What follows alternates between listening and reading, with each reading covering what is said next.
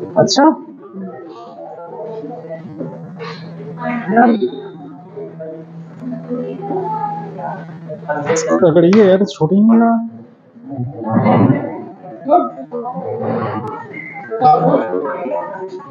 Permanent marker लग रहा है इसमें यूज हुआ है।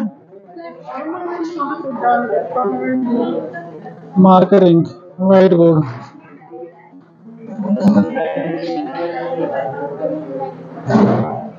ठीक है,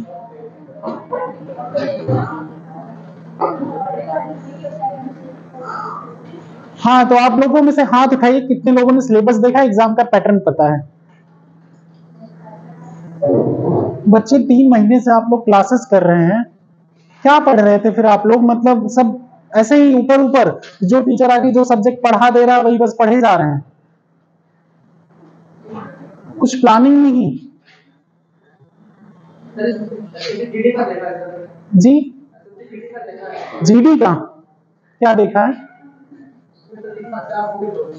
हाँ हाँ हाँ, ये तो टायर 1 का है ना, इसके 2 टायर के एग्जाम होते हैं ना, है?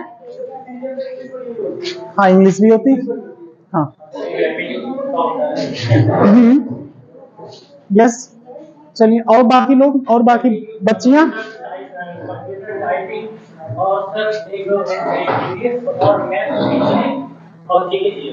जीके जी जीएस है कितनी? हिंदी कहाँ होती है एसएससी सीजीएल में? एसएससी जीडी में होती है ना। हाँ। आप लोगों ने नोटिफिकेशन देखा है खोल के कभी? ग्रेजुएशन सबका हो चुका है, अंडर ग्रेजुएट कितने हैं? अच्छा, कितने लोगों का ग्रेजुएशन कंप्लीट है? ग्रेजुएशन कंप्लीट है किसका किसका, हाथ उठाओ, 1 2 3 4। ओके, तो ह्यूमैनिटीज वाले कितने हैं, साइंस बैकग्राउंड के कितने? साइंस वाले जरा हाथ उठाओ। अच्छा, मतलब बीएससी बीटेक कुछ भी, बीसीए ये सब। और बीए वाले कितने हैं? अच्छा सब बीए वाले, ठीक है। सबका मेन फोकस क्या है यहाँ पे? एसएससी सीजीएल की ही क्लासेस चल रही हैं, तो मोस्ट प्रॉब्ली सबका एसएससी पे ही फोकस होगा ना। मुझे एक्चुअली ये सरप्राइज हुआ कि अभी तक 3 महीने आप लोग क्लासेस ले लिए, लेकिन एक बार पहले बात तो आपको सिलेबस और एग्जाम का पैटर्न थोड़ा पता होना चाहिए। अगर नहीं पता होगा तो आप एग्जाम की तैयारी कैसे करोगे? ये तो बेसिक होता है ना। जैसे एकेडमिक एग्जाम दे रहे होगे आप लोग, तो आपको ये पता होगा किस चीज की पढ़ाई कर रहे हो, होगा ना ये बात? कैसा पेपर आएगा, उसके पीवाईक्यू लेके आते हो ना, प्रीवियस ईयर क्वेश्चन, वो अनसॉल्व्ड या सॉल्व पेपर लेके आते हो ना, गेस पेपर कहते हो, उसी से तो पता चलता है कैसा पेपर आएगा। और यही तो इसमें भी करना है पहले।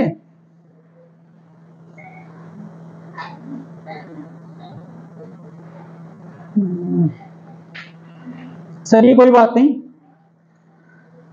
आप लोगों ने पूछा भी नहीं होगा किसी टीचर से हमारी समझ से, नहीं पूछा था।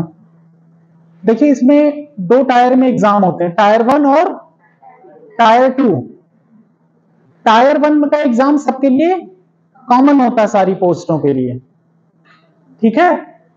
टायर 1 में कितने क्वेश्चन आते हैं? 100 में 25-25 में डिवाइड होता है। 25 क्वेश्चन इंग्लिश के होते हैं, 25 क्वेश्चन रीजनिंग के होते हैं, और 25 क्वेश्चन क्वांटिटेटिव एप्टीट्यूड के होते हैं। क्वांटिटेटिव एप्टीट्यूड पता है ना सबको, पढ़ रहे होगे ना मैथमेटिक्स। एक में अर्थमेटिक, और जिसमें ये नल पानी और दूरी चाल वाला सब रहता है, ये सब क्या हो गया? Quantitative aptitude. और रीजनिंग में क्या होता है?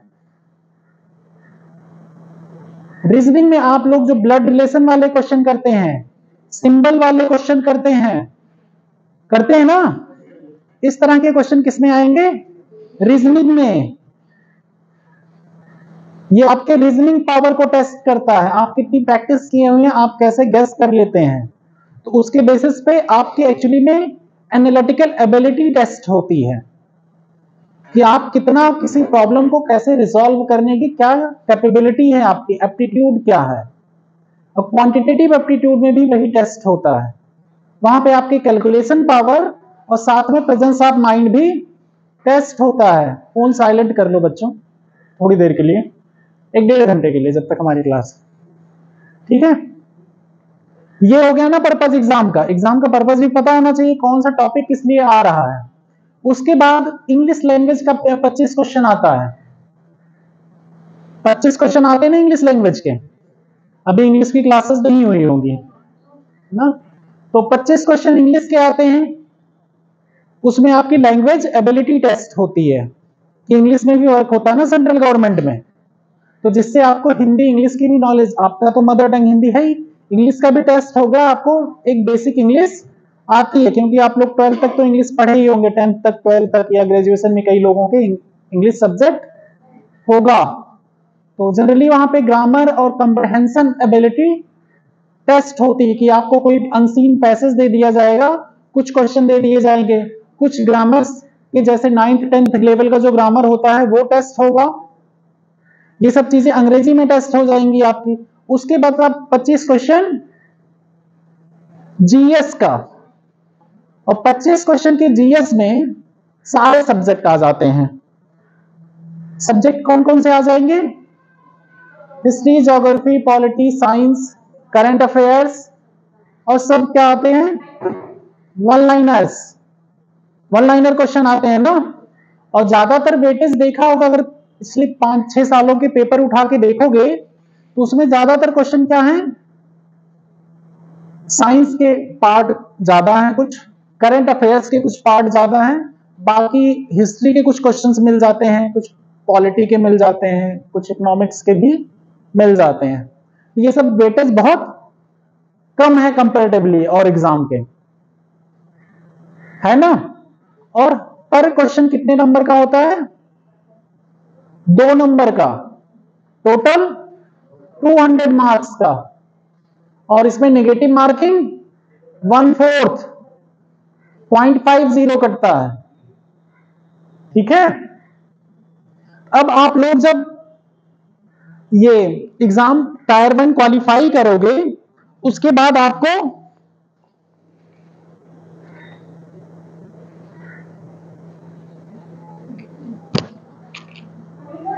हाँ कहा जाओ जाओ बच्चा।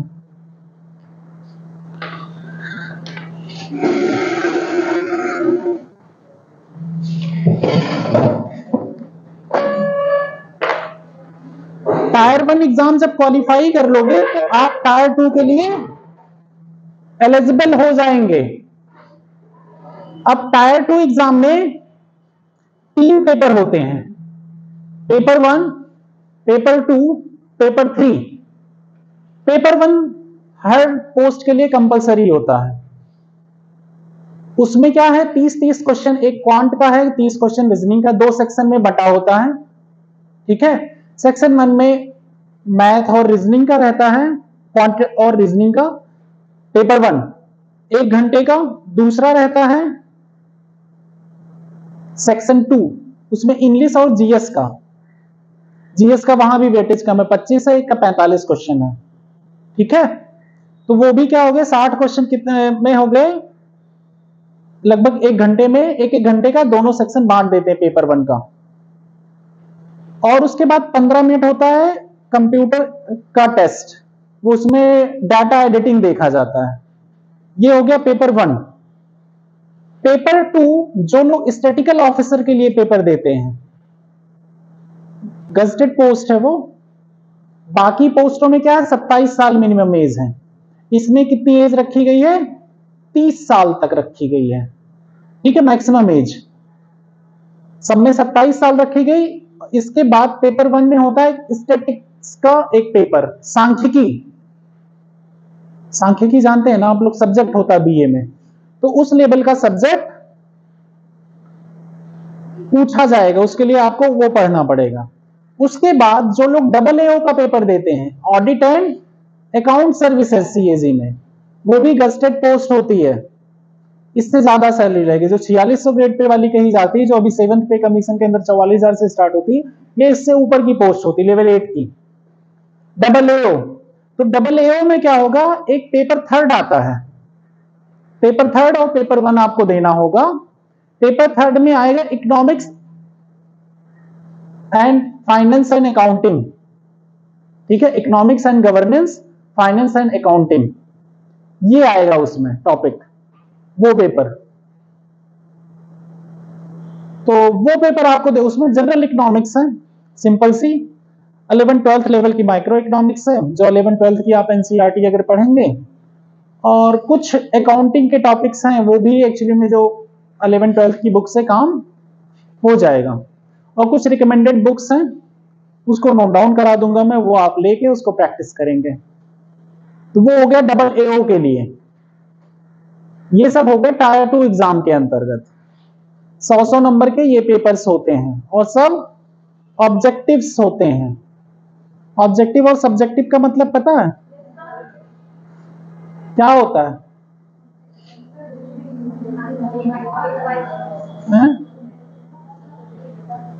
ऑब्जेक्टिव पेपर्स आप लोग देते हैं, आपको पता है? पेट कितने लोग दे के आए हो अभी? पेट किसी ने दिया था जाके? नहीं दिया था?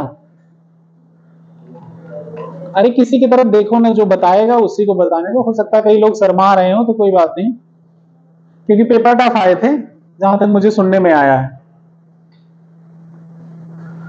तो सारे पेपर क्या आएंगे? ऑब्जेक्टिव आएंगे। ऑब्जेक्टिव और सब्जेक्टिव, वस्तुनिष्ठ एक होता है और एक होता है व्यक्तिनिष्ठ, ऐसा ना? ऑब्जेक्टिव सब्जेक्टिव ऐसे कंफर्म, मतलब इसमें कंफर्टेबल है कि वस्तुनिष्ठ और इसमें कंफर्टेबल है? इंग्लिश ज्यादा अच्छी लगती है ना? इंग्लिश में ही पढ़ना है ना, हिंदी और इंग्लिश मिक्स है, मिक्स पढ़ना है ना, तब ठीक है। ऑब्जेक्टिव मीन्स होता है, जैसे हम लोग ऑब्जेक्टिव पेपर देते हैं, ऑब्जेक्टिव का यथार्थ मीनिंग, मतलब रियल मीनिंग ये होती है कि कोई एक ही चीज सही होगी, उसके दो आंसर नहीं हो सकते, ठीक है? कोई एक चीज है ऑप्शन अगर 4 में से, तो एक ही ऑप्शन वो सबके लिए वैलिड होगा। और जब हम सब्जेक्टिव पे आते हैं, सब्जेक्टिव पे जो आंसर दिया जाएगा, पता चलेगा इन्होंने कुछ लिखा, इन्होंने कुछ लिखा, उन्होंने कुछ लिखा, सारे सही होंगे लगभग। ओवरऑल ऊपर नीचे आंसर्स उसी कंटेक्स्ट में दिए जा रहे हैं, कुछ फैक्ट ऊपर नीचे होंगे, बट आंसर सही होगा।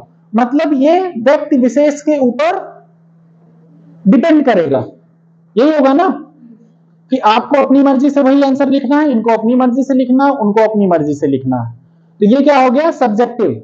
और ये सब्जेक्टिव एग्जाम इसमें नहीं होता, यहां मेंस भी ऑब्जेक्टिव पेपर होते हैं। अब आप लोगों ने, किसी ने पेपर तो जब सिलेबस ही नहीं देखा, तो ऑब्जेक्टिव पेपर कहां से देखेंगे? पिछले साल के पेपर्स नहीं देखे आप लोग? क्या क्या सब्जेक्ट पढ़ डाले आप लोग? कोई एक लोग बताओ, कौन बताएगा? पॉलिटी खत्म हो गई होगी।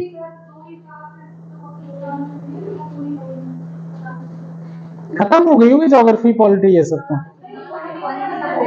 है। कितनी क्लासेस हो गई सबकी? ज्योग्राफी हो गई, हिस्ट्री नहीं हुई है, मैथ की चल रही है, मैथ और रीजनिंग की। रीजनिंग है, रीजनिंग नहीं चल रहा, मैथ ही चल रही है अभी। पॉलिटी भी चल रही है, अच्छा, अभी चल रही थी ना? ओके। तो आप लोगों ने पीवाईक्यू नहीं देखे? मेरा पढ़ाने का तरीका ये रहेगा कि हम एग्जाम ओरिएंटेड तैयारी फोकस रहेगी मेरी, ठीक है? जो एग्जाम में जैसे क्वेश्चंस पूछे जाते हैं, जो सिलेबस है, उस पे मेन फोकस रहेगा। अब बहुत ज्यादा ये बोलना कि मैं चल के तुम लोगों को पीएचडी करा दूं, ये करा दूं, उसमें उससे कोई फायदा नहीं है। फायदा हो तो कराया जाए, नहीं फायदा हो तो कोई फायदा नहीं। मेन पर्पज आप लोगों का क्या है? एग्जाम को क्वालिफाई करना, एग्जाम को क्रैक करना और एग्जाम में आए हुए क्वेश्चंस को सॉल्व कर लेना, ठीक है। तो हम इकोनॉमिक्स वाला पार्ट पढ़ाएंगे, इकोनॉमिक्स में जो जीएस में आएगा, ठीक है, और ये डबल एओ वाला जो सिलेबस है वो कवर करा देंगे, ठीक है।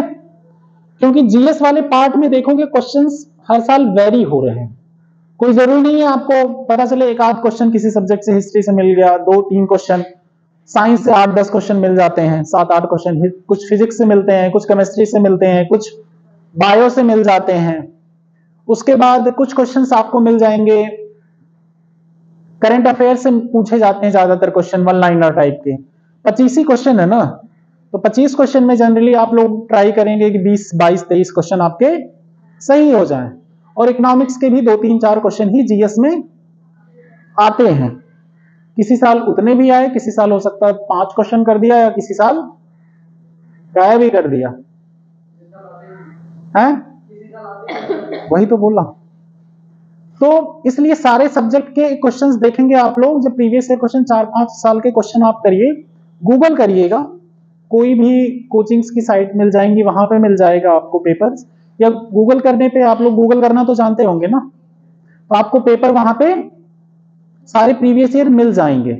और नोटिफिकेशन पिछले साल का एक बार डाउनलोड कर लीजिएगा, तो वहां पे आपको सिलेबस भी हिंदी इंग्लिश दोनों में मिल जाएगा, और एग्जाम का पैटर्न भी मिल जाएगा। तो इससे क्या लगेगा आपको, एक आइडिया, आपको वो सिलेबस निकालिएगा प्रिंट आउट, और जहां पढ़ते हैं वहां सामने चस्पा कर लीजिएगा या चिपका दीजिएगा, हिंदी में चस्पा कहते हैं ना, उसको चिपका दीजिएगा, तो आपको वो सामने डेली दिखता रहेगा कितने किस्म से क्वेश्चन आएंगे, आपको एग्जाम कैसे मैनेज करना है, किस एरिया पे ज्यादा फोकस करना है, किस एरिया पे कम फोकस करना है, और किस किस की तैयारी आपको होती जा रही है, उसको टिक मारते जाइए कि हाँ ये टॉपिक तैयार हो गया, ये टॉपिक तैयार हो गया। अब डे टू डे हमारी प्रोग्रेस बढ़ती जाएगी। पहले जो टॉपिक पढ़ने का ढंग ये होगा, जो टॉपिक आप पढ़िए जिस दिन, उसके क्वेश्चंस भी प्रीवियस ईयर कर लीजिए। जब आप प्रीवियस ईयर क्वेश्चंस उसी दिन करेंगे तो आपके अंदर क्या जनरेट होगा, डिजायर। क्वेश्चंस गलत कैसे हुआ, क्वेश्चन सही हो गया तो हमें नॉलेज कॉन्फिडेंस बूस्टअप होगा, क्वेश्चन गलत हुआ तो दोबारा वो टॉपिक जाके पढ़िए। जब आप ये 2-3 बार प्रक्रम अपनाएंगे प्रक्रिया, तो आपको वो चीजें क्या होंगी, याद हो जाएंगी। फिर उस टॉपिक से कोई भी क्वेश्चन अगर घुमा के भी पूछा तो वो गलत होने के चांसेस नहीं होंगे, क्योंकि आप गलतियां अभी कर चुके हैं। कहा जाता है ना, जो वार की प्रिपरेशन पहले कर लेता है वो वार में खून कम बहाता है, होता है ना। अब आर्मी को तैयार किया जाता है, अगर आर्मी को पहले ट्रेनिंग ना दे दी जाए, डायरेक्ट बॉर्डर पे भेज दिया जाए, भैया वहीं ट्रेनिंग करना, जीतेंगे कि हारेंगे, हार जाएंगे ना। तो आप लोगों को जीतना है कि हारना, जीतना है ना, कौन कहे कोई बात नहीं। बड़े कई बार होता है कि हम कुछ वर्ड बोलना चाहते हैं, कुछ और निकल जाता है, ये नॉर्मल है, वो ऐसा नहीं बोलना चाह रही थी। कई बार ऐसा होता नहीं कि हम बोलना कुछ चाह रहे हैं, वर्ड कुछ और निकल जाता है, तो ऐसा उसका ये मतलब नहीं है, ठीक है। तो इस तरह से आप लोगों को पढ़ाई करनी है। तो इकोनॉमिक्स का सिलेबस जो है 3 पार्ट में डिवाइड है, ठीक है। एक है समष्टि और व्यष्टि, मतलब एक है मैक्रो इकोनॉमिक्स, एक है माइक्रो इकोनॉमिक्स, एक इकोनॉमिक्स एंड गवर्नेंस, और एक है अकाउंट एंड ऑडिट, अकाउंट वाला चैप्टर है। ये 3 पार्ट में डिवाइड किया हुआ है, और 3 पार्ट में जो सिलेबस डिवाइड है उसमें से एक एक पार्ट हम लोग उठाएंगे और वो कवर करेंगे, ठीक है। उससे वो जीएस वाला पार्ट भी कवर हो जाएगा, जीएस में पूछी जाती है, और आपका ये डबल एओ वाला पार्ट भी, जिससे आपको इजी लगने लगे। सिलेबस समझ में आ गया सबको? नहीं समझ में आया हो तो लिख लो, या नोटिफिकेशन गूगल कर लो अभी। एसएससी सीजीएल 2023 नोटिफिकेशन, ये डालो गूगल पे, सबके सामने नोटिफिकेशन आ जाएगा, वो डाउनलोड करके रख लो। ठीक है, वो डाउनलोड करके कई जगह रख सकते हैं, जैसे अब तो व्हाट्सएप पे भी फीचर्स आ गया ना, एक अपना नंबर का व्हाट्सएप आता है ना, उसको उठा के सेंड कर लो, वो आपके पास पड़ा रहेगा। टेलीग्राम पे आता ही है सेव्ड मैसेज, वैसे ही अब तो व्हाट्सएप पे भी आने लगा ना, तो वहां पे वो सारे इंपॉर्टेंट डॉक्यूमेंट आप अपने रख सकते हो कि जब कभी लगे तो आप कर सकते हो। एसएससी सीजीएल 2023 का ये गूगल कर लो और उसका नोटिफिकेशन वहां डाउनलोड करके रख लो। ठीक है, क्या हुआ बेटा, आप शांत हो? क्या नाम है आपका? रुखसार। तो अब हम आगे स्टार्ट करते हैं इकोनॉमिक्स आज, अर्थ व्यवस्था, अर्थशास्त्र। अर्थशास्त्र का क्या मतलब होता है, आप लोगों ने पढ़ा हुआ है कभी? अच्छा, बीए में किसका किसका इकोनॉमिक्स है? बीए में इकोनॉमिक्स किसका है? बीए का है ना आप लोग? हाँ, बीए में इकोनॉमिक्स किसका किसका है? अरे वाह, हाथ उठाइए ना, शर्माइए मत। अरे वाह, वेरी गुड, गुड गुड। और किसी ईयर में किसी ने 11th 12th में भी इकोनॉमिक्स पढ़ी है? अरे आपने पढ़ी है, वाह, आपने भी पढ़ी है, गुड गुड। कौन से बुक से पढ़े थे? वो भी नहीं याद है? अरविंद की बुक? अच्छा अच्छा अच्छा, ठीक है। तो आप लोग बुक्स नोट डाउन कर लीजिए। 11th की एनसीईआरटी है दो, एक मैक्रो एक माइक्रो, समष्टि और व्यष्टि, ये दोनों पढ़नी है यूपीएससी के लिए, जबकि व्यष्टि नहीं पढ़ी जाती है। माइक्रो इकोनॉमिक्स यूपीएससी में नहीं पढ़ते हैं, यूपीएससी ओपीसी, बट यहाँ पे आपको पढ़नी पड़ेगी, पढ़ा देंगे हम। ठीक है, मोस्ट प्रॉब्ली जितने डाउट रहेंगे वो क्लियर कर देंगे आपके, लेकिन साथ में मेहनत आप लोग करेंगे कि नहीं? हमारे करेंगे ना? तो समष्टि और व्यष्टि की 11th और 12th की एनसीईआरटी है, ठीक है, उसको लेनी है, लिख लो, अभी यही लेनी है। एक 11th की बुक है, एक 11th एनसीईआरटी की भी बुक है इकोनॉमिक्स की, डेवलपमेंट करके, आर्थिक विकास करके, तो वो बुक पहले पढ़नी है। पहले कौन सी बुक पढ़नी है? डेवलपमेंट, आर्थिक विकास करके बुक है 11th क्लास की।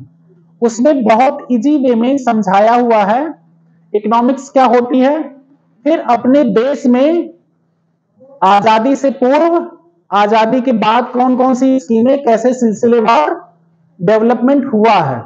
वो हिस्ट्री पढ़ने में आपको बड़ा इंटरेस्टिंग लगेगा। उसमें पॉवर्टी बताएगा, गरीबी बताएगा, पंचवर्षीय योजना बताएगा, ये सब बहुत इजी लैंग्वेज में दिया हुआ है। ये 3 किताबें हो गई आपकी एनसीईआरटी की, हुई ना?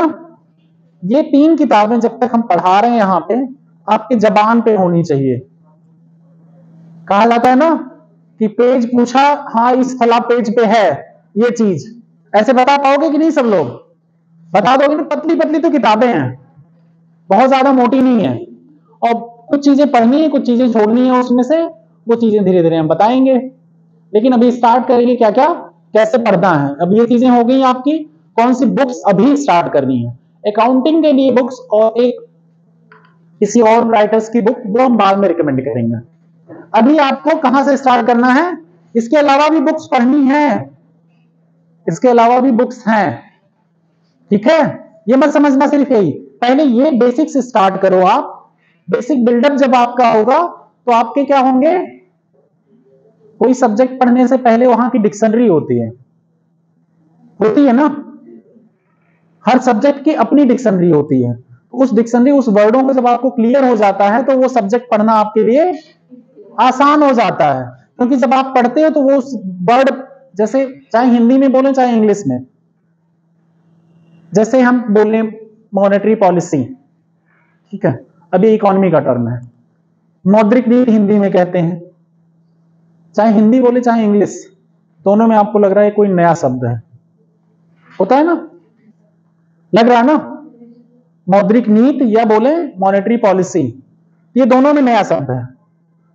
लेकिन जब आप इसकी मीनिंग समझ जाएंगे तो आपको ये चीजें नई नहीं लगेंगी, तब आपको वो जहां पे यूज होगा आपके सब्जेक्ट में वो चीजें आपकी क्लियर हो जाएंगी, आप उसका एप्लीकेशन कर पाएंगे। कहां पे कोई क्वेश्चन अगर उससे रिलेटेड पूछा गया है तो आप उसको आसानी से सॉल्व कर पाएंगे, समझे? तो चलो अब आते हैं इकोनॉमिक्स पे। अर्थव्यवस्था क्या होती है?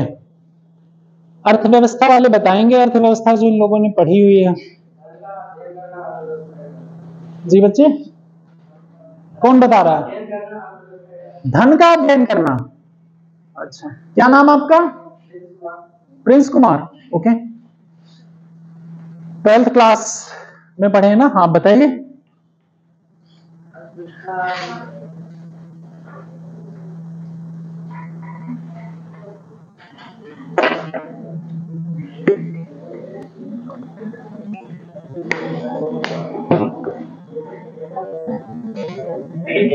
आपस में बात करने के लिए थोड़ी कह रहे हैं, हमसे बातें करो ना। अभी हमें हम है ना यहाँ पे खड़े अभी बातें करने के लिए, और टेंशन ना लो, कुछ भी बातें करो लेकिन पढ़ाई से रिलेटेड। 1.5 घंटे बाद तो बहुत टाइम है यार, दिन भर है टाइम।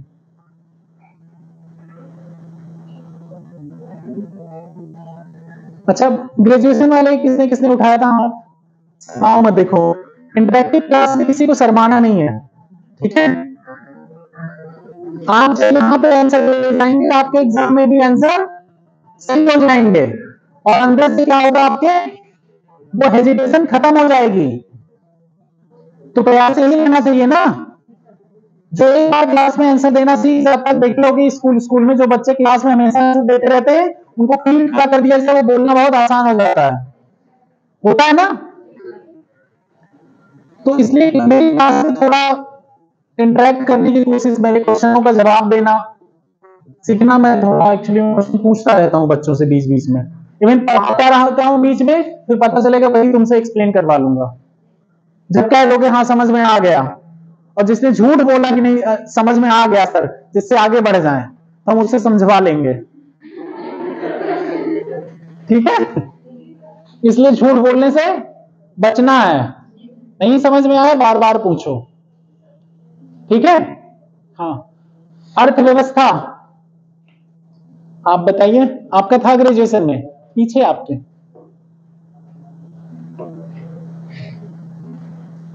क्या नाम है आपका? क्या? हिना। देखिए, जिसके नाम पूछेंगे हमें धीरे धीरे नाम याद होंगे। आप लोग माइंड मत करिए कि अगले दिन हम फिर पूछ रहे हैं तो आप लोग बुरा मान जाइए एकदम। तो वो हमें नाम धीरे धीरे याद हो जाएंगे, तो फिर क्लासेस रहेंगी तो फिर क्या होगा, एक बॉन्डिंग बन जाएगी फिर धीरे धीरे, ठीक है? हाँ बताओ बेटा। नहीं आ रहा, कोई बात नहीं, बैठ जा। 12th class.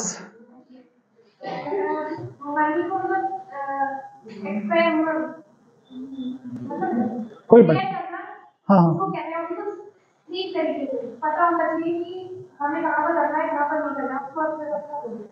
मनी का मैनेजमेंट, प्रबंधन, धन का ना, ठीक है। चलिए ये एक पार्ट हुआ, और कोई प्रकार हमने नहीं पूछा, अभी तो हमने अर्थव्यवस्था पूछा। आज पहली क्लास है तो थोड़ा उसका बेसिक बैकग्राउंड क्लियर हो जाए, फिर थोड़ा स्पीड अप कर लेंगे बाद में। लेकिन ये है कि ये तैयार रहना कि बीच बीच में स्पीड अप भी होंगी क्लासेस ना, क्योंकि सिलेबस भी कंप्लीट करना होता है। हाँ बताइए।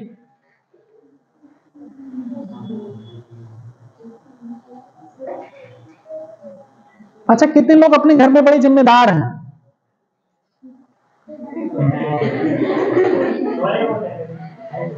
हैं वो जिम्मेदार? अच्छा, सभी हैं?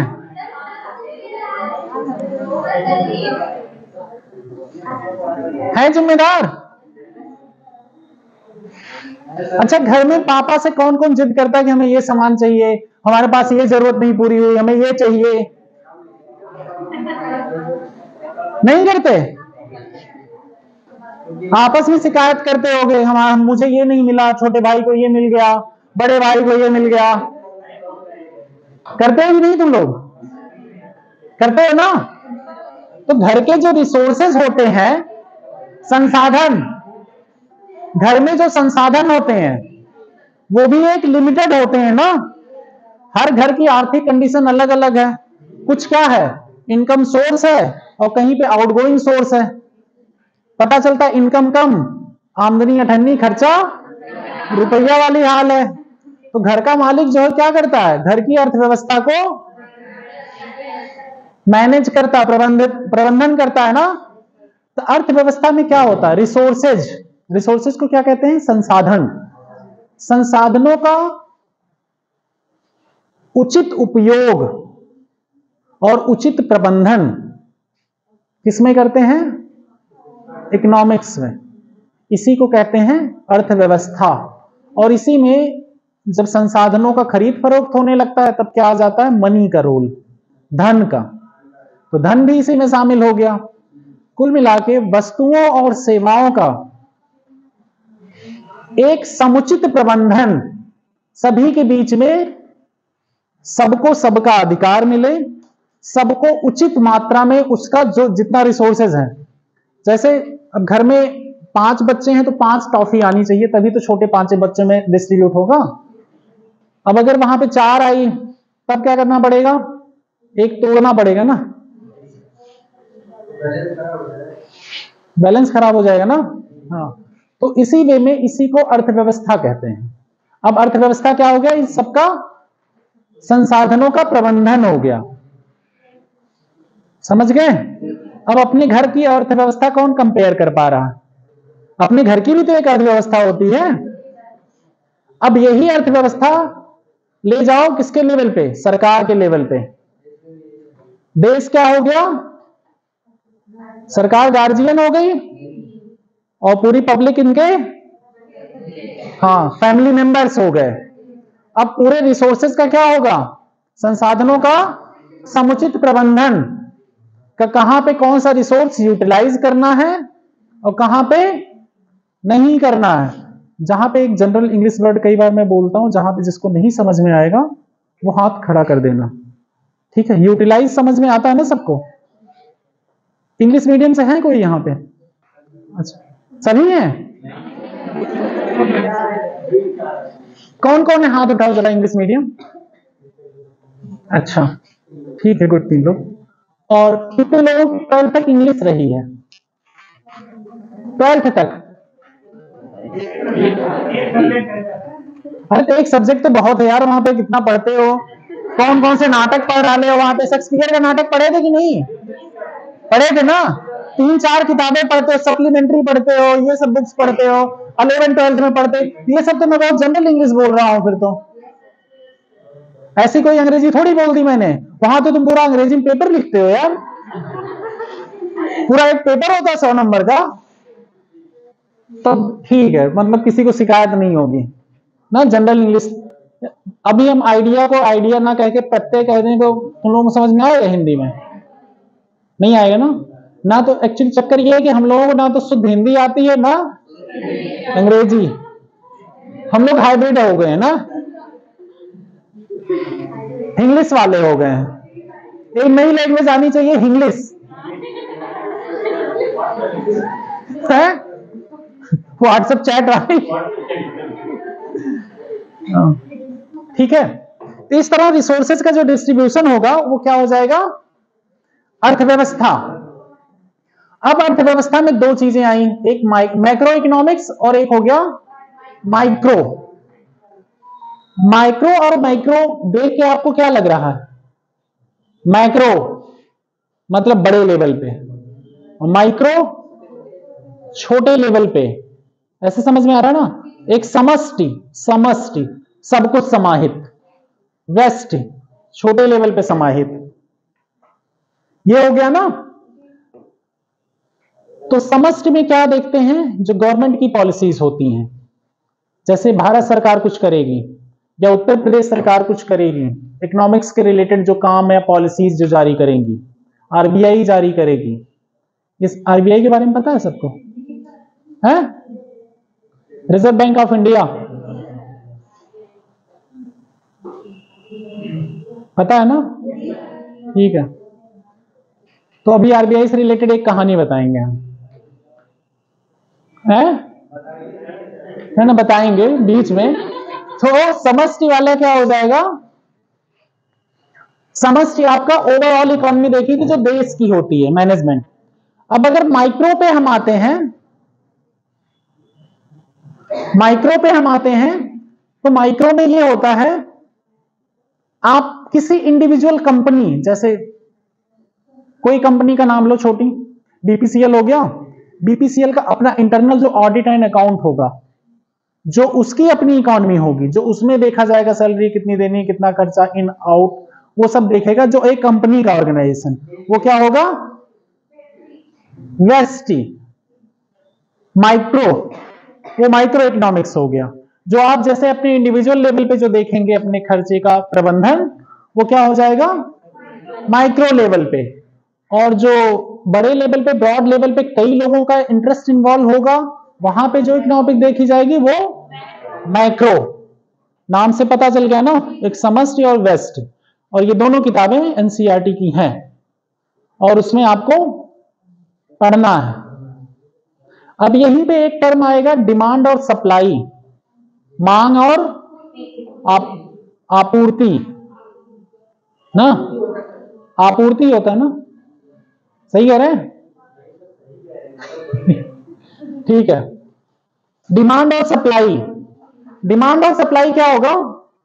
डिमांड और सप्लाई टर्म इसलिए मैं यूज कर रहा हूं, पूरी इकोनॉमी जो मैनेज होती है इसी के सराउंडिंग मैनेज होती है। पूरी जितनी इकोनॉमी हम पढ़ेंगे ये सबका एसेंस रहेगा, मतलब सब में अंतर्निहित रहेगा। आप कुछ भी काम करेंगे, डिमांड देखेंगे, सप्लाई देखेंगे, डिमांड देखेंगे, सप्लाई देखेंगे, पूरा मैनेजमेंट सारा इसी के सराउंडिंग रिवॉल्व होता रहेगा। कहीं भी इकोनॉमी में कोई भी सब्जेक्ट पढ़ेंगे, कोई टॉपिक पढ़ेंगे, वो टॉपिक एंड में कहां पे अंत होगा? डिमांड और सप्लाई पे। चाहे जहां से कोई भी टॉपिक आप उठाओ, कोई काम कर रही है इंस्टीट्यूशंस, तो किसके लिए काम कर रही है? कोई संस्थान काम कर रही है, तो देखेंगे कहीं ना कहीं किसी टर्म के लिए डिमांड और सप्लाई। वस्तुओं और सेवाओं का जब अच्छा ठीक, वस्तुओं और सेवाओं का प्रबंधन मैंने बोला ना अर्थव्यवस्था में। और वस्तुओं और सेवाओं का प्रबंधन कैसे होता है? मांग और आपूर्ति के बीच में बैलेंस स्थापित करके ना, यही होता है। तो सिंपल सी बात, मांग और आपूर्ति हर जगह रहेगी, ठीक है?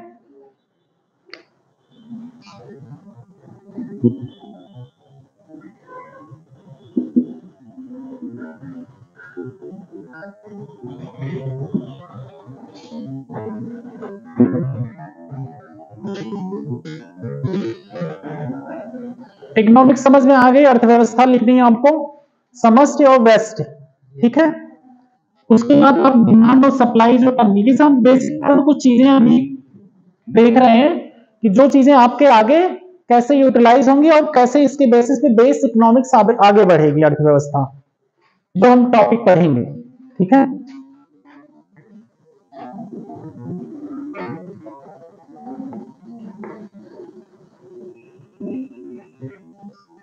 ये निजाम किसको याद है? सबको ही याद होगा। ये सिंबल याद है सबको? उत्क्रमणीय अभिक्रिया की रिएक्शन याद है केमिस्ट्री का? 9th 10th 8th 9th 10th में भी पढ़ी होंगी, याद आया? उत्क्रमणीय अभिक्रिया जो दोनों तरफ चलती हैं, होती नहीं है? याद आया? मैं सिंबल याद दिला रहा हूं, मैं अभी ये नहीं याद दिला रहा हूं और कुछ। अब ये मत सोचना कि कैसे सर केमिस्ट्री ला दे रहे हैं इकोनॉमिक्स में, केमिस्ट्री वैसे भी हमें पसंद नहीं थी, वरना हम क्या कहते हैं बीएससी में केमिस्ट्री ना लेते, एमएससी ना करते। ना, ऐसा लगता ना, बट हम एक सिंबल बता रहे हैं। वो सिंबल में क्या था कि वो रिएक्शन दोनों तरफ चलता था, रिवर्सिबल रिएक्शन, ठीक है। तो यही हाल इसमें डिमांड और सप्लाई में होगा, मांग और आपूर्ति में। और ये चीजें हम इकोनॉमी में कैसे बैलेंस करेंगे, जब डिमांड और सप्लाई का कर्व बताएंगे, माइक्रो इकोनॉमिक्स में जब पढ़ाएंगे, तो वहां पे ये चीजें आपको पूरी क्लियर होंगी कैसे कैसे रिलेटेड है। अभी ये बता दें, इकोनॉमी के जितने भी कॉन्सेप्ट आएंगे सब इसी के सराउंडिंग आएंगे और घूमेंगे सर्कल में, कि कभी डिमांड का बैलेंस किया जा रहा है तो कभी सप्लाई को मैनेज किया जा रहा है, कभी सप्लाई से डिमांड को, कभी डिमांड से सप्लाई को मैनेज किया जा रहा है। इसलिए सरकार कई तरह की पॉलिसियां, कई तरह के कानून लाती रहती है। और इकोनॉमिक्स की जितनी पॉलिसियां होती हैं ऑलवेज वो लाइवली होती हैं, लिविंग डॉक्यूमेंट होती हैं। संविधान एक लिविंग डॉक्यूमेंट है, ये स्टेटमेंट पढ़ा किसने? पढ़ा ना? क्यों किया? इसी तरह ये पॉलिसियां क्या हैं? लिविंग है। समय और मांग के अनुसार, जैसा समय हो और जैसा जगह हो उसके अनुसार इस पॉलिसी में परिवर्तन किया जाता है, ठीक है। तो इकोनॉमी क्या होती है? ऑलवेज कर्व पढ़े हैं आप लोग, ग्राफ तो जानते होंगे, ग्राफ प्लॉट करना तो सभी सीखे होंगे, ये तो 6th 7th 8th 7th में पढ़ाया जाता है ना, वो कोऑर्डिनेट ज्योमेट्री में। क्यों यार, मैथ वाले सर से पढ़ना, वरना सर कहेंगे हमारा सब्जेक्ट पढ़ा रहे हैं, ठीक है। तो आप लोग वहां पे कर्व पढ़े थे, ये कर्व पढ़े थे, ये 0 है, ये 90 है, फिर यहां से 180, फिर वापस साइकिल रिपीट होगी ना, ऐसे जाएगी। ये किस चीज की साइकिल है? ट्रिग्नोमेट्री पढ़ी है? हाँ, ये तो वेव है, वो तो गर्थ है, ठीक है। लेकिन ये ग्राफ किसको रिप्रेजेंट कर रहा है? Sine theta, cos theta, tan theta पढ़े हो ना? ट्रिग्नोमेट्री पढ़ा हुआ है ना? कब पढ़े थे? 9th 10th में ना। और लेकिन सब भूल चुका है, अब बोर्ड एग्जाम थोड़ी देना है ना। याद है ये किसका कर्व है? बता ही दें, मतलब दिमाग पे जोर ना डालना पड़े, थोड़ा दिमाग पे जब जोर, देखो क्वेश्चन करने का पर्पज ये होता है बेसिकली, जब आपसे कोई क्वेश्चन करता है तो आपके अंदर क्या जनरेट होती है? क्यूरियोसिटी, ठीक है। अगर अभी हम जैसे कोई स्टेटमेंट कोई देता चला गया, कोई स्पीच देता है जब बैठ पोडियम पे खड़ा होके, उसमें हम आधी बातें सुनते हैं और आधी बातें नहीं सुनते ना। और लेकिन जब आपको बीच में शामिल कर लिया जाए तब क्या होता है? कंसंट्रेट हो जाता है ना। तो अब कंसंट्रेट कर लो इस पे, किस चीज की साइकिल है, कोई बता सकता है? यार 12th तक साइंस साइड वाले भी हो रहे हैं यहाँ पे, कौन कौन है 12th तक साइंस साइड? यार फिजिक्स पढ़े हो कि नहीं तुम लोग? पढ़े हो ना? अब कैलकुलस पूरी पढ़ी होगी तुमने, पढ़ी होगी ना? ट्रिग्नोमेट्री की एक किताब होती है उसकी 12th में, मैथमेटिक्स का ना। तब बताओ किसकी साइकिल है ये वेव किसकी है?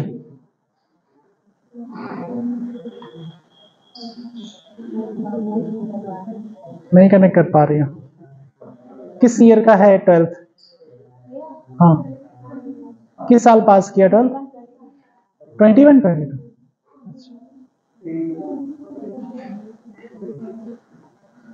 सच में नहीं याद है कि मजाक कर रहे हो तुम लोग? मुझे लग रहा है तुम लोगों को याद है लेकिन रिकॉल नहीं आ पा रहा है, पिक्चर नहीं बन पा रही ना।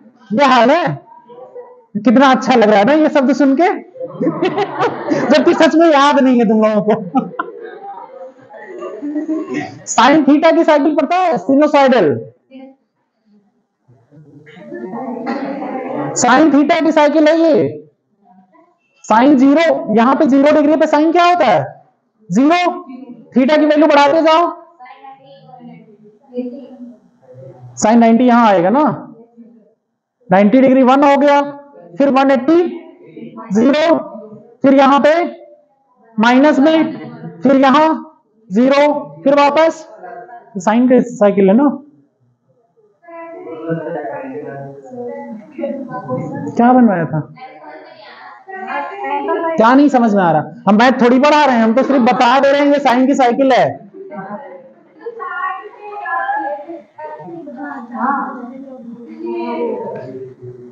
ट्वेल्थ के मैथ वाले ये बात ना कहें कि उन्होंने ये साइकिल नहीं पढ़ी थी, पूरी फिजिक्स इसी पे बेस है, पूरा फेज सिस्टम जो वेक्टर फिजिक्स पढ़ते हो वो सब इसी पे बेस है।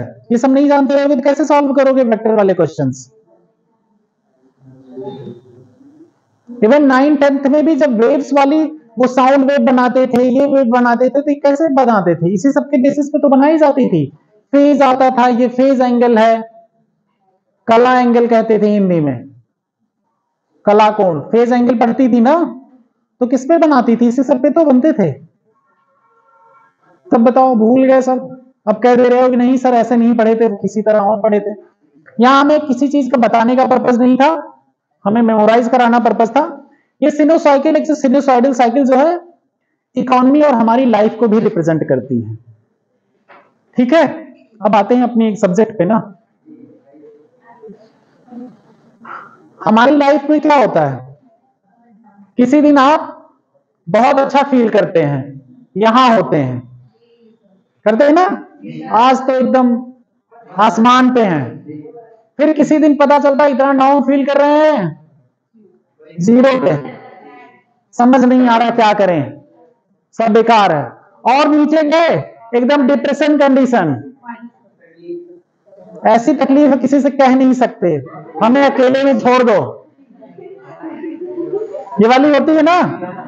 फिर पता चलेगा 2-4 दिन बाद वापस रिकवरी हो गई, तो कोई तीसरा अगर इस कंडीशन पे है तो कहोगे तो क्या कर रहे हो यार, ऐसा कुछ नहीं होता, होता है ना। हम ऐसे साइकिल से जा रहे हैं ना, ऐसे वापस ऐसे ही जाते हैं ना, कभी बहुत अच्छा कभी बहुत खराब, ये तो साइकिल चलती रहती है। अब यही हाल अर्थव्यवस्था का भी है, कभी बहुत फायदा हो रहा बिजनेस में, कभी बहुत फायदा, कभी बहुत कम फायदा, बिल्कुल फायदा नहीं, यहां पे घाटा हो गया, फिर वापस रिकवरी चालू हो गई। तो अब जब हमारी बिजनेस और अर्थव्यवस्था की साइकिल इस तरह से चलती है और ये डिमांड सप्लाई भी दिखाएगी, कभी डिमांड बढ़ेगी कभी सप्लाई घटेगी, इस तरह की चीजें यहां पे हो रही हैं, तो इसलिए हमारी पॉलिसियां भी इससे सिंकअप होनी चाहिए ना। पता चलेगा यहां पे जो हमने पॉलिसी यूज की थी बाद में वापस यहां पे यूज करनी पड़ रही है ना कुछ दिन बाद, तो सबको क्या लगता है ये तो सरकार वही रिपीटेड पॉलिसी ला रही है यार, इसमें क्या नया कर रही है, यही लगता है ना।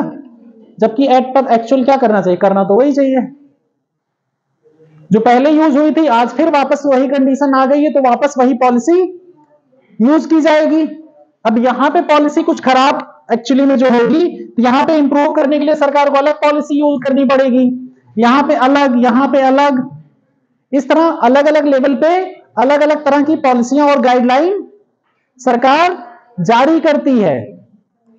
कोविड के टाइम आप लोग नहीं पढ़ रहे थे कि पता चला महीने में कुछ सरकार पॉलिसी लाई, फिर 2-3 महीने बाद कुछ और लाई, फिर 3-4 महीने 6 महीने बीते फिर कुछ और, फिर कोविड खत्म हुआ अलग पॉलिसी और बजट आ गया, हो रहा था ना।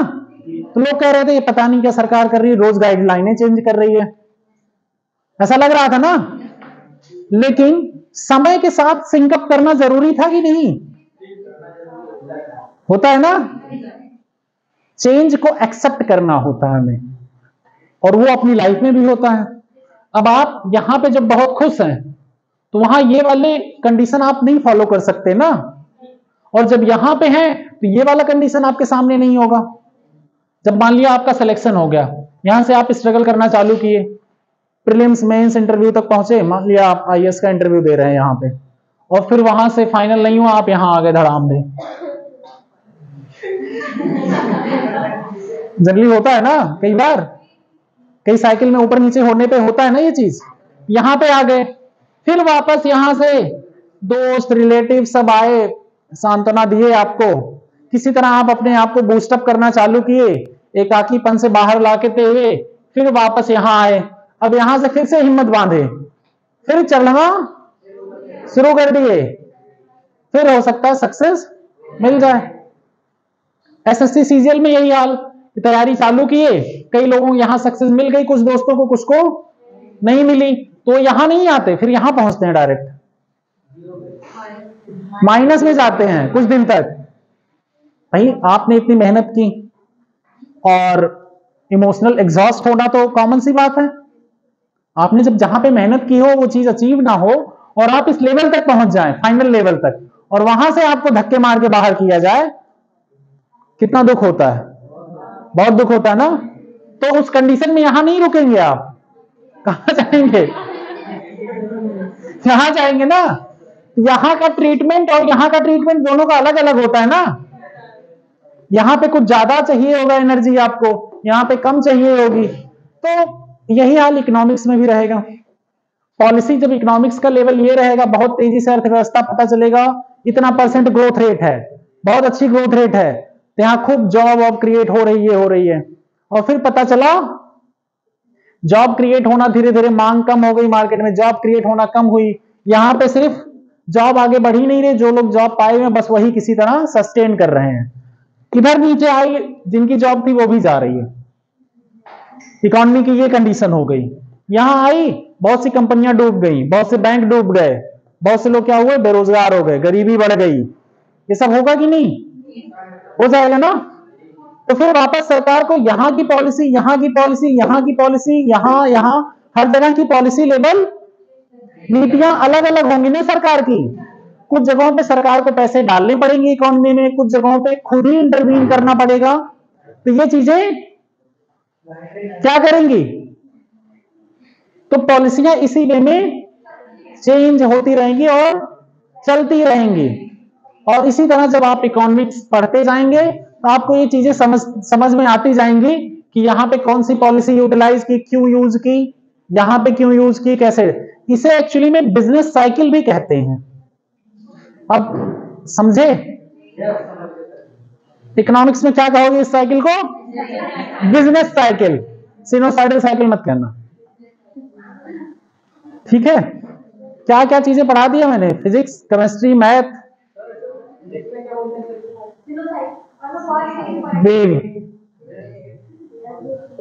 वेव बोलते हैं, सिनोसाइडल साइकिल भी बोलते हैं मैथ में।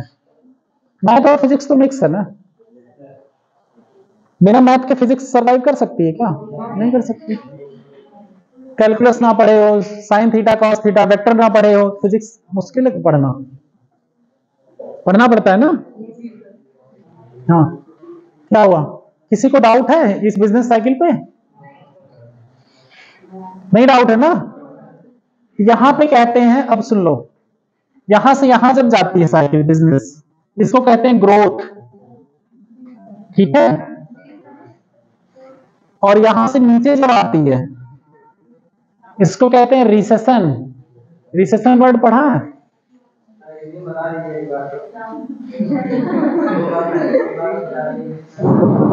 क्या नाम है आपका, है?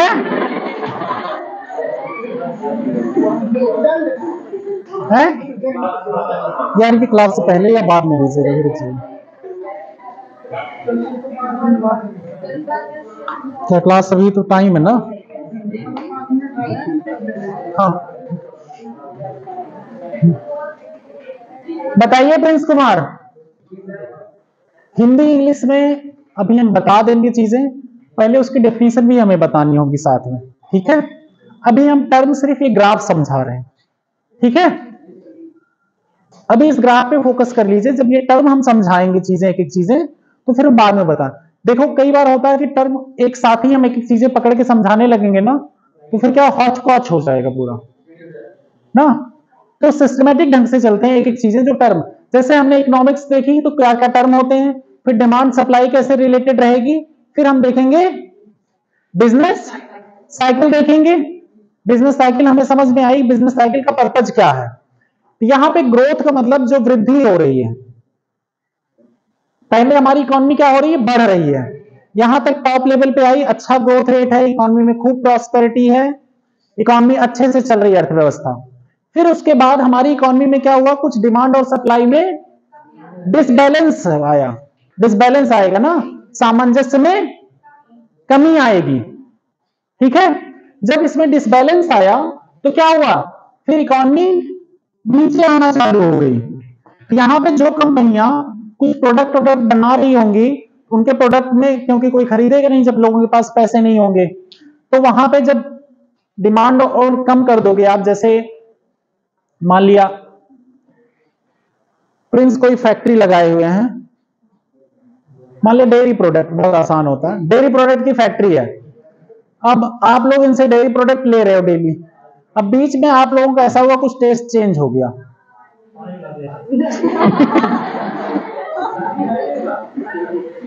ठीक है, चेंज हो गया।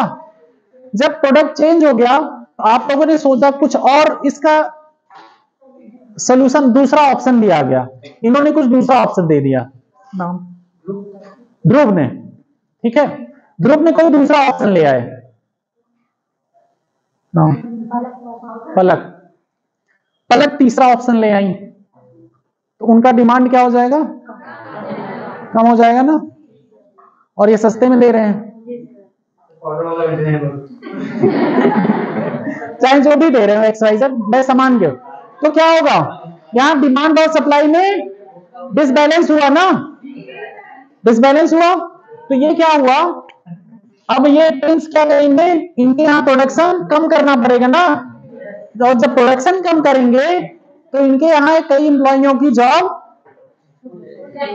जाने की कंडीशन हो जाएगी ना, होगी कि नहीं, तो ये पीरियड क्या कहलाएगा, रिसेशन पीरियड।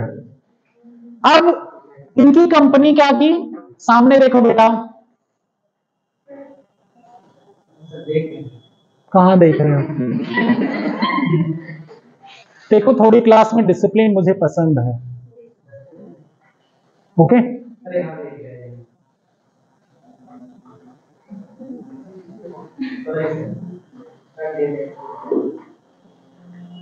क्लास में क्या, लाइफ में भी अपने डिसिप्लिन होनी चाहिए, जब भी जहां भी रहो। और अभी आप ही लोग कहीं पे आपसे कोई बात कर रहा है और आप इधर उधर कोई आप हमसे बात कर रहे हो, हम इधर उधर देख रहे हैं, तो आपको अच्छा लगेगा क्या, नहीं लगेगा ना। किसी के यहां आप जाइए और आप कुछ बातें कर रहे हैं, वो उठ के फोन,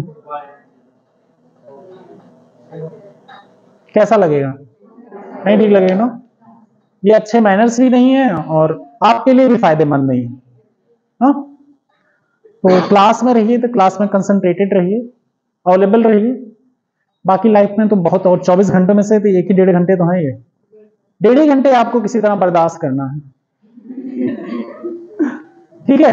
तो यहां तक तो ये क्या कर रहे हैं, किसी तरह सर्वाइव कर रहे हैं, यहां तक इनको दिक्कत नहीं हुई, और एक लेवल ऐसा आया न इनको फायदा हो रहा है और न ही घाटा हो रहा है। अब इससे ज्यादा अगर डिमांड और सप्लाई में अंतर आ गया, तब इनकी कंपनी डूबने की कंडीशन आ जाएगी, दिवालिया हो सकती है, तो उसे क्या कहेंगे, डिप्रेशन। क्या, तो यहां पे फिर गवर्नमेंट का इंटरवेंशन जरूरी हो जाएगा, तो फिर वापस यहां से कुछ पॉलिसीज आएंगी, कुछ ये अपने कंपनी में अप एंड डाउन करेंगे, कुछ चीजें रिफॉर्म करेंगे, स्ट्रक्चरल रिफॉर्म भी कर सकते हैं, मैनेजमेंट में रिफॉर्म करें, या कुछ प्रोडक्ट में ही चेंज कर दें, तो फिर वापस इनकी रिकवरी चालू हो जाएगी। इस तरह ये बिजनेस साइकिल और इकोनॉमी अपनी चलती है और वर्क करती है, समझे। तो ये हो गया हमारा एक बिजनेस साइकिल। अब हम आते हैं अर्थव्यवस्था के आगे टाइप्स पे। ये बेसिक चीजें हो गई, जब हम हमेशा, ये सब चीजें एक्चुअली हमेशा यूज होंगी, अभी बीच बीच में ऑलवेज। अब हम आते हैं अर्थव्यवस्था के टाइप, कई तरह से डिवाइड की गई है अर्थव्यवस्था, पहले तो रिसोर्सेज के बेसिस पे, मतलब संसाधनों के बेसिस पे कैसे डिवाइड किया गया है। दूसरा है काम के बेसिस पे कैसे डिवाइड किया गया है।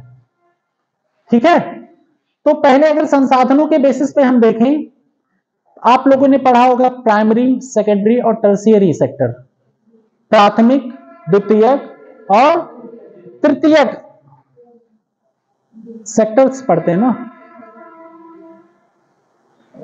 प्राथमिक क्षेत्र, द्वितीयक क्षेत्र और तृतीयक क्षेत्र, सुना है नाम?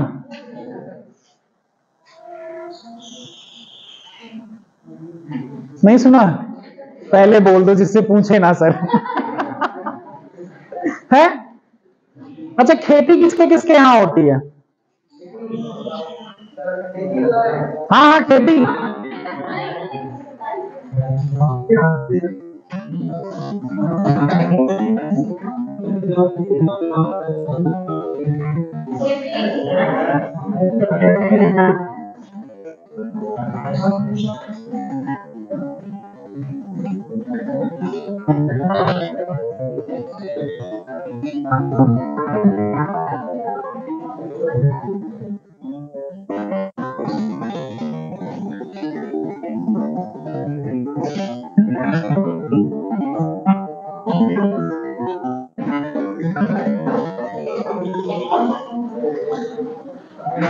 बताइए खेती किसके किसके यहां होती है?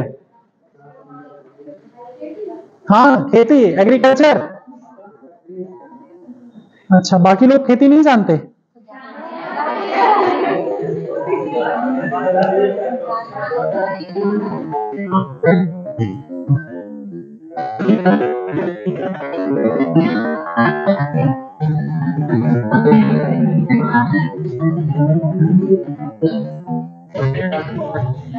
कॉपी खोल के जो जो चीजें बता रहे हैं वो साथ में नोट्स जो बनेंगे मेरे, नोट्स इसी वे में बनेंगे। Always flow chart, tree diagram, और जो जब बोल रहे हैं उस समय आपको जो चीजें इंपॉर्टेंट लग रही हैं वो आप नोट डाउन कर लीजिए। ठीक है, क्योंकि क्लास 1 की तरह इमला बोल के या डिक्टेट करके लिखाने के, कुछ चीजों को लिखा देंगे, कुछ चीजों को जब बोल दे रहे हैं बोर्ड पे अगर बना रहे हैं वो चीजें उसी समय लिख लो। जैसे अगर मैंने बनाया था माइक्रो इकोनॉमिक्स लिखा था, लिख लीजिए आप हिंदी में, बोले ना तो आप लिख लीजिए वहां पे। उसके बाद उसमें एग्जाम्पल्स डाल दीजिए जो मैंने बताए। आपको ये जो क्लास के नोट्स बनेंगे, देखिए आपके पास जो किताबें बता दी गई वो तो आपको पढ़नी है, वही बार बार पढ़ना और रिवाइज करना है। ठीक है, नोट्स कलेक्टर नहीं बनना है कि उस कोचिंग का नोट उठाओ, उनका नोट उठाओ, उनका, किसी के नोट्स काम नहीं आते, आपके अपने नोट्स सिर्फ एग्जाम में काम आते हैं। ठीक है, एंड टाइम पे आपके अपने नोट्स जो हैंड रिटन बने होते हैं उसमें मेमोरी आपकी ज्यादा वर्क करती है, और जो क्लास नोट्स होता है वो क्या करता है, आपकी बुक्स का समरी टाइप का होता है। और इसके बाद जब आप बुक्स में जाएंगे ये चीज पढ़ने, तो वहां पे कुछ नई चीज मिली, आप वहां पे वापस लिख लिए, या आपने क्या किया, छोटी स्लिप आती है उसको लिखा उसको और वहां चिपका दिया, तो आपकी अच्छी खासी एक खुद की नोट्स बन जाती है। ये नोट्स बनाने का तरीका है। तो इसमें जब आपके नोट्स बन जाते हैं तो आपको बार बार उसी को पढ़ना और रिवाइज करना होता है। किसी और के नोट्स किसी और के काम कभी नहीं आते हैं, ये बात दिमाग में बैठा लेना। बहुत सी कोचिंगों की, अच्छी अच्छी कोचिंगों के बहुत से नोट्स अवेलेबल है मार्केट में, कमी नहीं है, बट सब अपने नोट्स बनाते हैं सारे टॉपर्स। क्यों बनाते हैं? रीजन यही है, इसके पीछे साइंटिफिक और साइकोलॉजिकल रीजन भी है। बचपन में क्या कराया जाता था, लिख लिख के पढ़ो। जब आपको चीजें याद ना हो तो क्या कहा जाता था, लिख लिख के पढ़ो। क्यों कहा जाता था? जब आप लिखते हो तो आपका माइंड भी कंसंट्रेट होता है, माइंड पे हिट करती है चीजें। जैसे आपको कोई एस्से लिखने, कोई टॉपिक लिखने को दे दिया जाए, कोई क्वेश्चन, तो आप उस पर ज्यादा सोच समझ के लिखोगे एक बार, फिर दोबारा जब लिखोगे वो चीज आपको याद हो जाएगी और रिवाइज हो जाएगी। इसीलिए आपके अपने हैंड रिटन नोट्स सबसे बेस्ट होते हैं और सबसे अच्छे माने जाते हैं एग्जाम के टाइम पे। एग्जाम के टाइम पे आप 10 बुक नहीं पढ़ सकते हैं। जैसे जैसे एग्जाम करीब आएगा आपका क्या काम आएगा? नोट्स। और ये पहले की मेहनत होती है। नोट्स बनाना भी आसान काम नहीं है सबके लिए, ये भी जान लो। क्योंकि पता चला एक दिन किताब पढ़ने बैठे तो पूरी किताब ही छाप दी है नोट्स में, ये भी होता है। लेकिन जब आप किताब को 2-3 बार पढ़ लेंगे तो आप समझ जाएंगे उसमें से कौन चीज अपने नोट्स में रखनी है, कौन चीज हमको पता है। नोट्स ऑलवेज शॉर्ट्स होते हैं ना, शॉर्ट नोट्स बनते हैं कि बार बार वो टर्म देखो तो हमारे दिमाग में पिक्चर बन गई, ये है क्या ये चीज। और ऑलवेज पिक्टोरियल फॉर्म में नोट्स बनाइए। पिक्टोरियल, पिक्टोरियल रिप्रेजेंटेशन, समझ, चित्रात्मक है। हाँ, स्ट्रक्चरल वे में। इसीलिए जैसे इस तरह हम बना रहे हैं तो इस तरह एरो के फॉर्म में आप लिखे रहेंगे। अब इसका पैराग्राफ 4 लाइन पैराग्राफ लिखवा दें और किसी को इसके 3-4 पॉइंट इस तरह लिख दें तो क्या चीजें आपको रिवाइज करने में आसान होंगी। ये लो एरो वाले और पिक्टोरियल फॉर्म। जैसे किसी के टाइप्स लिख रहे हैं आप 4 बार, किसी चीज के टाइप्स लिखे। अब यहाँ पे मैंने 3 टाइप्स लिखवाए, द्वितीयक सेक्टर, फिर द्वितीयक सेक्टर, इस तरह लिख दिए। आपका ट्री डायग्राम हो गया। अब मैं इसमें दिखाऊं, अर्थव्यवस्था 3 प्रकार की होती है, उसमें एक होता है प्राथमिक सेक्टर, द्वितीयक सेक्टर, तृतीयक सेक्टर, इसमें ये होता है। तो आप उस तरह क्या करेंगे, पूरा आपका पैराग्राफ बन जाएगा। आप जब दोबारा उसको देखने जाएंगे फिर उसमें से इन्फर करना और रिवाइज करना। क्या होता है, हम लोग सोचते हैं कि एक बार सामने देखें तुरंत याद हो जाए और पिकअप हो जाए क्या चीज कहां लिखे हैं। ठीक है, पूरा भी एक कंप्रहेंशन जो पैसेज आएगा उसमें क्या किया जाता है, उसी में से तो क्वेश्चन पूछे जाते हैं, उसी में से आपसे रीड करवाएगा। अब वहां पे अगर पिक्टोरियल फॉर्म में ऐसे तोड़ दिया जाए तो बहुत आसान हो जाएगा। करना तो वही होता है ना। नोट्स पे ज्यादातर नोट्स मेकिंग आप लोग अपनी इसी तरह करेंगे। ठीक है, हिंदी में कुछ नोट्स किसी कोचिंग के मेरे पास रहेंगे वो मैं शेयर करूंगा। बाकी आपको जो रिकमेंडेड बुक्स हैं, बेसिक बुक्स वही पढ़नी है और बार बार पढ़नी है। आप किसी भी टॉपर स्टॉक देखिएगा, टॉपर्स का देखिएगा, सबके अपने नोट्स और बेसिक बुक्स ही पढ़नी जाती है। अननेसेसरी के नोट्स कलेक्टर मत बनिएगा, ये बात ध्यान में रखिएगा। चक्कर ये है कि जैसे हम लोग मुखर्जी नगर या ओल्ड राजेंद्र नगर या यहाँ पे रहते, बाहर घर से निकलो तुरंत कोई नया नोट्स दिखा उठा लाए, कोई नया नोट्स दिखा उठा लाए, तो क्या होता है हमारे पास पूरा गट्ठर बन जाता है। यस, पता चला एक लाइन उसकी कुछ अलग शब्दों में लिखी, बात वही लिखी है, बस लिखने का तरीका उनका चेंज है, तो हमें लगा अरे ये तो कुछ नया है। तो उसमें क्या हो गया, आप 10 चीजों में कंफ्यूज हो गए और आपको फिर बेसिक बुक ही नहीं कंप्लीट है। और ऑलवेज बेसिक बुक को बार बार रिवाइज करना है और 80-90% क्वेश्चंस आपके वहीं से होंगे और उसी से सिलेक्शन होगा। 1-2 क्वेश्चन ऐसे आते हैं हर एग्जाम में जो आपको कहीं खोजे नहीं मिलेंगे। 2-3 क्वेश्चंस के पीछे नहीं भागना है कभी भी। जो स्टैंडर्ड बुक सभी पढ़ रहे हैं आपको वही बार बार पढ़ना है और उसी से आपकी चीजें कवर हो जाएंगे और आप सेल आउट कर जाएंगे एग्जाम। ठीक है, तो अब आते हैं हम लोग प्राइमरी सेक्टर पे। इसको करते हैं प्राथमिक क्षेत्र। प्राथमिक क्षेत्र में क्या आएगा,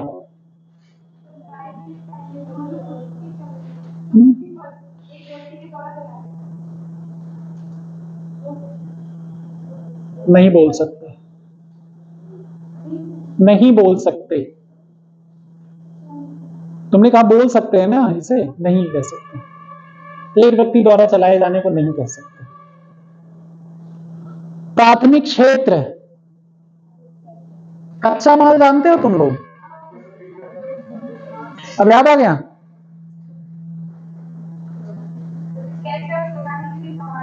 यस, टमाटर क्या हो गया, प्राथमिक क्षेत्र। एग्रीकल्चर की जो मटेरियल है, माइनिंग से जो चीजें निकलती हैं जो अपने नेचुरल फॉर्म में होती है, उनका कोई प्रोसेसिंग नहीं हुआ होता।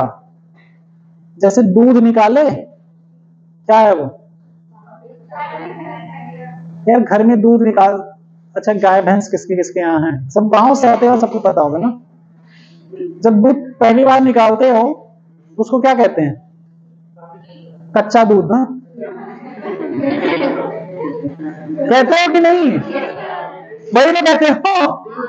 और जब पक जाता, प्रोसेस हो जाता है, उसको पका दिया जाता है, चाय में बना दिया गया, या उसके साथ पनीर बना दी गई, दही बना दी गई, वो प्रोसेसिंग में आ गया ना, वो तो प्रोडक्शन में चला गया ना डेयरी सेक्टर में। तो वैसे ही जब कोई रॉ मटेरियल, रॉ क्या, कच्चा सामान, कच्चा सामान कहां बनाया जाएगा? वो प्राथमिक क्षेत्र में। इसमें क्या हो गया? एग्रीकल्चर हो गया, माइनिंग हो गया, पशुपालन हो गया, मछली पालन हो गया, ये सब वही हो रहे कच्चा पे। और बताओ,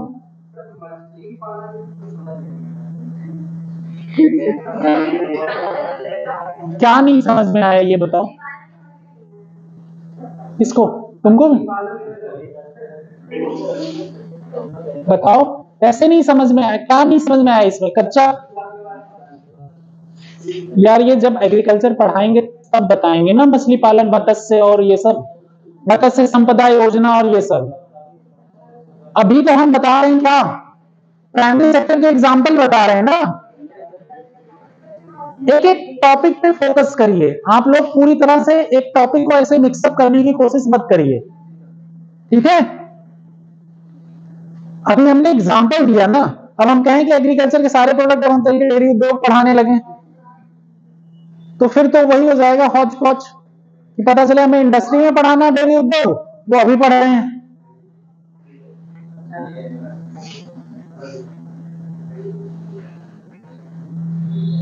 गुड। तो मछली पालन क्या हो गया? मछली पालन में तुमको क्या समझ में नहीं आया था ये बताओ हमें? रॉ मटेरियल ना, क्या नहीं सर, इसमें क्या मतलब? रॉ मटेरियल ये होता है जो कहीं प्रोसेस में ना किया हो। मछली का भी प्रोसेसिंग होती है ना, मछली का तेल निकाला गया या उसका मीट बना के कहीं फूड प्रोसेसिंग इंडस्ट्रीज होती हैं, खाद्य प्रसंस्करण उद्योग होते हैं, उसमें यूटिलाइज होता है, दवाओं में यूटिलाइज होता है उसका। तब उसके बाद जो सेकेंडरी सेक्टर आ जाएगा वहां पे, जब भी किसी चीज का प्रसंस्करण होने लगे, प्रोसेसिंग होने लगे, तो वो किसमें आ जाएगा? द्वितीय क्षेत्र में। जब तक उसका कोई प्रसंस्करण नहीं हो रहा है, प्राइमरी सेक्टर में आएगा। एग्रीकल्चर के जितने सामान होते हैं वो किसमें आते हैं? प्राइमरी सेक्टर में, ठीक है? अब यहां से सामान प्रोड्यूस होके, जैसे आलू बन गया, प्राइमरी सेक्टर से आलू पैदा कर दिया हमने, वो कच्चा माल हो गया। अब वहां से चिप्स बनाने के लिए वो फैक्ट्री में गया, वो सेकेंडरी हो गया। वहां क्या हो गया? प्रोसेसिंग। प्रोसेसिंग हुआ ना।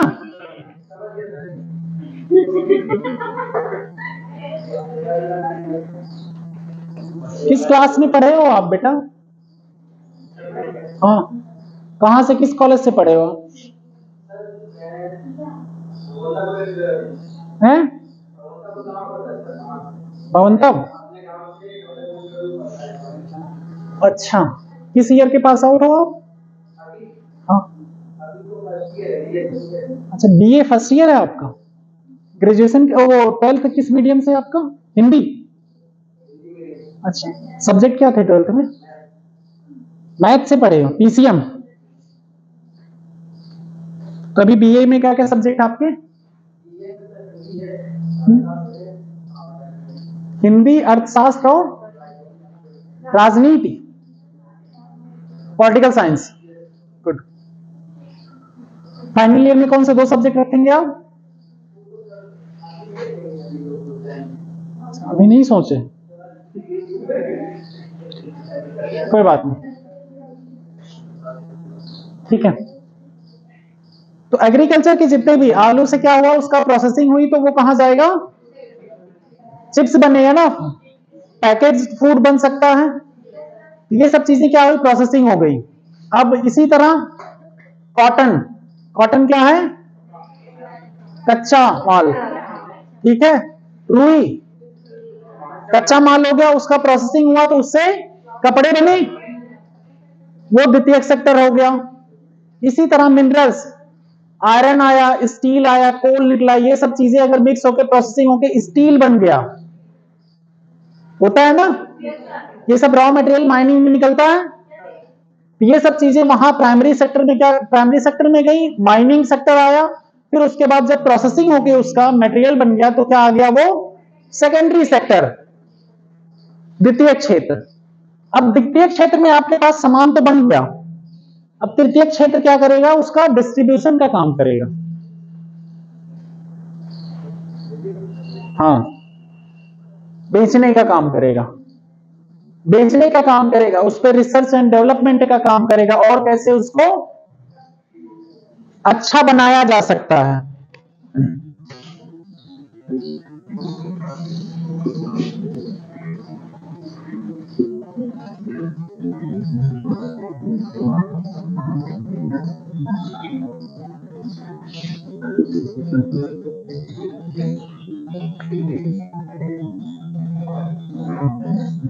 टर्शियरी सेक्टर हो गया, रॉ मटेरियल यहां से आया, यहां आया, ठीक है, यहां पे प्रोसेसिंग हुई, फिर यहां से यहां आया, अब यहां से ये मार्केट में जाएगा, ठीक है। यहां पे ये दो टाइप की चीजें होती हैं टर्शियरी सेक्टर में, एक तो ये जो प्रोडक्ट बन गया उसका डिस्ट्रीब्यूशन हो गया, और एक यहां पे रिसर्च एंड डेवलपमेंट भी आता है कि अब इन सब प्रोडक्ट में जो बन रहा था, ये सब प्रोडक्ट जो बन रहे थे, इसमें कोई कमियां रह गई, कैसे इसकी गुणवत्ता को ऊपर किया जा सकता है। तो इन सब चीजों पे भी जो रिसर्च एंड डेवलपमेंट होगा, मेडिकल फील्ड, सेवाएं, स्वास्थ्य सेवाएं भी देखनी होगी ना, यहाँ पे लोग काम करेंगे ना, पब्लिक की स्वास्थ्य सेवाएं, पढ़ाई, एजुकेशन, ये सब किस में आता है, टर्शियरी सेक्टर में। और टर्शियरी सेक्टर में दो पार्ट में डिवाइड होता है, एक क्वाटरनरी होता है, एक क्वारिनरी होता है। तो जनरली उतना डेप्थ अभी नहीं जाना है। टर्शियरी सेक्टर में सिर्फ आपको ये जानना है, ये एक तरह की व्हाइट कॉलर जॉब कही जाती है। क्या, व्हाइट कॉलर जॉब, हिंदी में भी व्हाइट कॉलर ही लिखा है, ठीक है। व्हाइट कॉलर जॉब क्या हो गई, जहां पे आपको धूल मिट्टी नहीं लग रही है। यहाँ क्या कर रहे हैं, ये तो डिसीजन मेकर है ना, ये तो सामान ये बनाए, सामान की खुदाई उदाई पैदा ये किए, इन्होंने प्रोसेसिंग कर दिया, धूल धक्के वाला काम खत्म। अब यहां पे ये बैठ के डीलरशिप, डीलरशिप क्या होती है, वही ना, सेलिंग, सेलिंग हो रही है। यहां पे ये सब सेल करेंगे, मार्केट ढूंढेंगे, वहां पे डिमांड सप्लाई क्या चल रही है, वो चीजें हो गई, इस पे चलेगा ना ये। तो ये चीजें टर्शियरी सेक्टर में आया। अब यहाँ डिसीजन मेकर्स भी कई तरह के, फंडिंग, बैंकिंग वाला सेक्टर किस में आएगा, टर्शियरी में। कम्युनिकेशन सिस्टम किस में आएगा, टर्शियरी में। Networking system, software industry, tertiary में। सॉफ्टवेयर इंडस्ट्री में कोई रॉ मटेरियल थोड़ी लगता,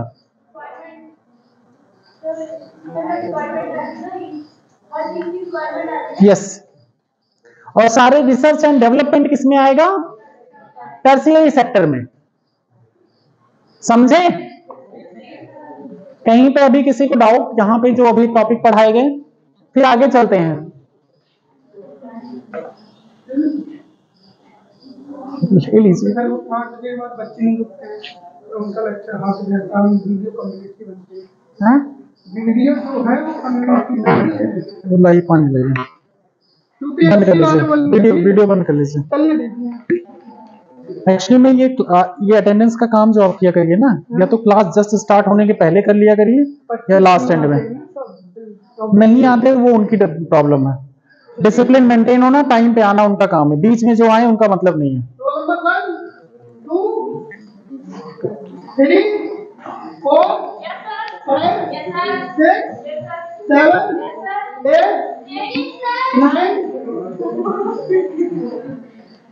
10, 11, 12, 13, 14, 15, 16, 17, 18, 19, 20, 21, 22, 23, 24, 25, 26,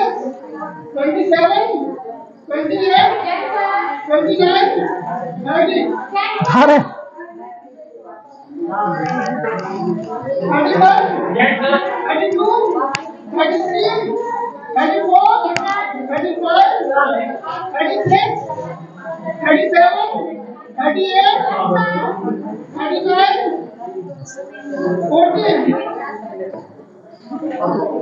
roll number 4, 6, roll number 14, roll number 14, roll number 15, 16, roll number 20, roll number 33, roll number 38,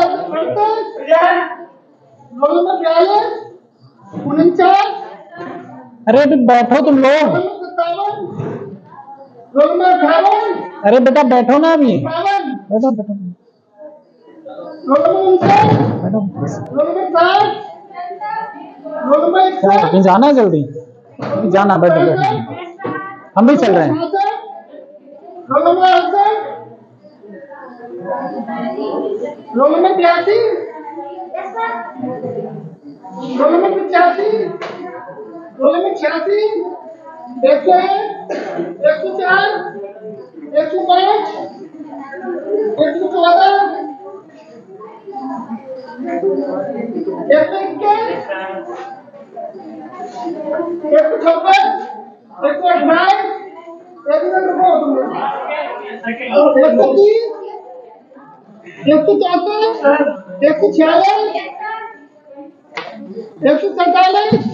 104,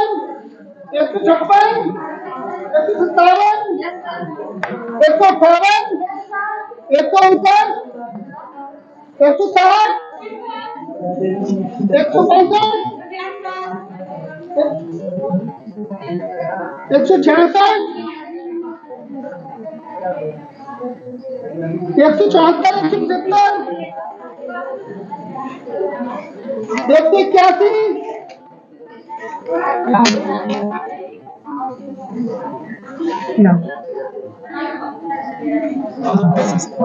sorry आना जाना चाहिए यहाँ आना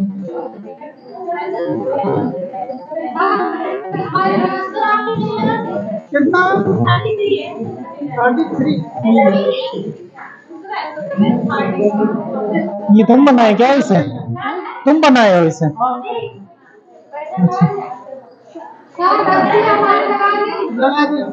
साइन तो तुम यहाँ करवा रहे हो? अक्षर ये है आना जाना ये अच्छा अच्छा ठीक ये फोटो स्टेट हो गए ठीक ठीक ठीक। हाँ सुनिए, बैठिए।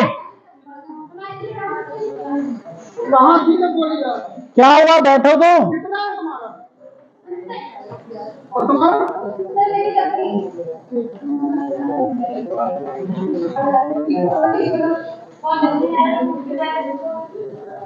आप लोग किताबें एनसीईआरटी वाली ले लीजिएगा, जो चीजें बताई गई हैं उसको क्या करिए, जैसे जो चैप्टर पढ़ाए जा रहे हैं जिस समय, उसको उसी समय आप देखते रहिए साथ में। जैसे जो चैप्टर जिस दिन पढ़ाया गया तो आपके अंदर जो क्यूरियोसिटी है, जैसे अगले दिन जब आप पढ़ने आएंगे तो आप अपने डाउट्स क्लियर कर सकेंगे। अदरवाइज आप साथ नहीं चलेंगे तो आपके अंदर डाउट्स नहीं आएंगे और आपकी चीजें क्लियर नहीं हो पाएंगी। ठीक है, फिर बाकी हम कल मिलते हैं क्लास में इसी टाइम पे ना। Thank you. क्या नाम है तुम्हारा?